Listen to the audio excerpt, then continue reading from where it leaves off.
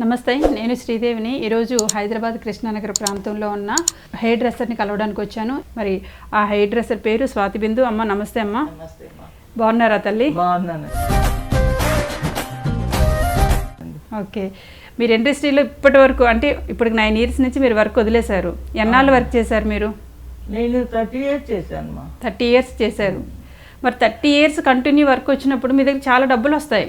అంటే అప్పుడు మాకు 50 రూపాయలు 100 రూపాయలు మా. ఒక సినిమా చేస్తే 4,000 ఇచ్చేవాళ్ళు. 1 year అయినా 6 months అయినా మనం కంపెనీ చేయాల్సిందే.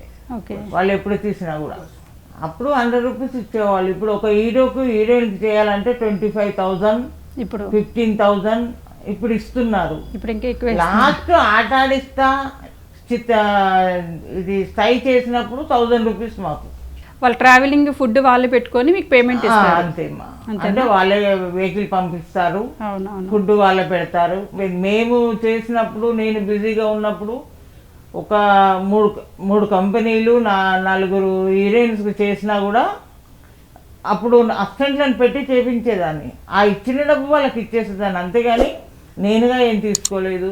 ఎవరన్నా బాధల్లో ఉన్నారు, మదర్ ఫాదర్ అండ్ బాబు ఎవరు బాగలేదు అని అంటే వాళ్ళకి ఇచ్చేసేదాన్ని. రాత్రి 1 గంటకు వచ్చి డోర్ కొట్టినా నా దగ్గర ఉన్న 10 రూపాయలు వాళ్ళకి ఇచ్చేసేదాన్ని.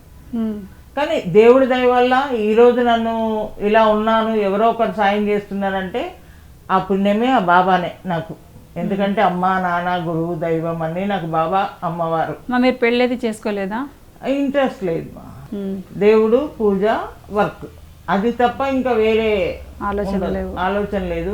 ఫుడ్ కూడా ఎక్కువ పట్టించుకోను. వర్క్ ఉంటే మాత్రం ఫుడ్ కూడా నేను తిన్ను. ఓకే, మీకు మరి రెగ్యులర్గా అయితే ఒక పలానా ఆర్టిస్ట్ పెద్ద ఆర్టిస్ట్ నుంచి అట్లా రావటం కానీ ఏమీ లేదు.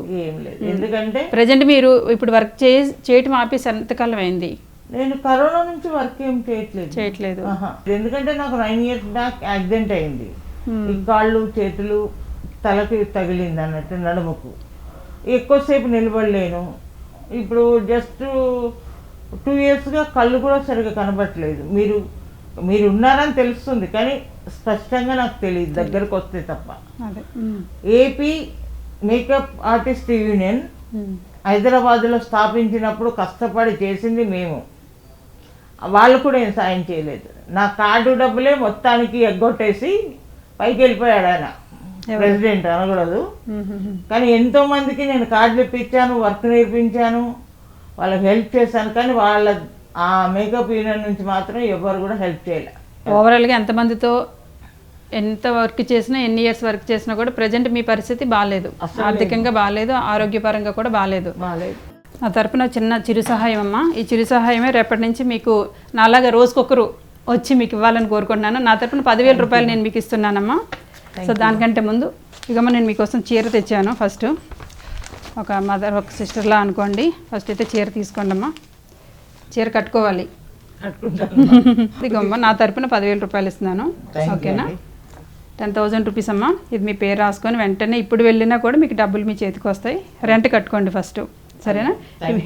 చాలా ఇయర్స్గా మీ గురించి కలవాలని నేను అనుకున్నాను, అవ్వలేదు. కానీ రాగిణి గారు మాత్రం 2-3 వీడియోస్ తీసి పెట్టారు. రాగిణి చాలా హెల్ప్ చేస్తున్నారు. నెలకు ఫోన్ బిల్లు తనే కడుతుంది, తనే ఇస్తుంది, ఫుడ్ కు తనే పంపిస్తుంది. చాలా మంచి వ్యక్తి రాగిణి అమ్మ. నేను కూడా పర్సనల్గా కలవడం జరిగింది. చాలా బాగా చూసుకుంటాను. మీకు నా గురించి తెలుసా ఇది వరకు? తెలుసు. ఎలా? పావలా శ్యామల గారికి చేసినప్పుడు చూసాను.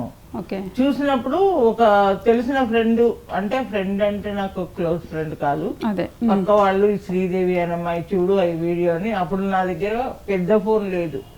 అమ్మాయి ఫోన్లో చూపించింది మిమ్మల్ని. చూపించినప్పుడు మీరు ఆమెను పట్టుకోవడము, అది ఇవ్వడము, అది డబ్బు 1,80,000 ఎంతో ఇచ్చారు. నేను అది ఫస్ట్ వీడియో కాకుండా సెకండ్ వీడియోకి ఇలా మిగతా వాళ్ళు ఎవరైనా ఇస్తే అది కూడా పట్టుకుని వెళ్ళి ఇవ్వడం జరిగింది. సెకండ్ టైం చూసాను, తర్వాత నేను చూడలేదు మా. అప్పుడు నేను అడిగా, అంటే అప్పుడు నాకు నడవడానికి కూడా పరిస్థితి బాగాలేదు. అప్పుడే యాక్సిడెంట్ అయ్యి కొంచెం ఇదిగా ఉన్నా. సరే, ఓకే.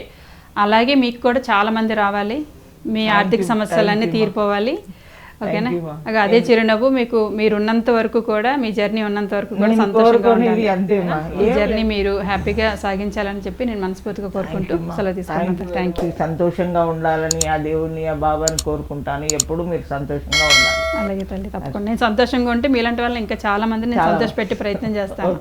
ఉంటాను తల్లి. నమస్తే అమ్మా.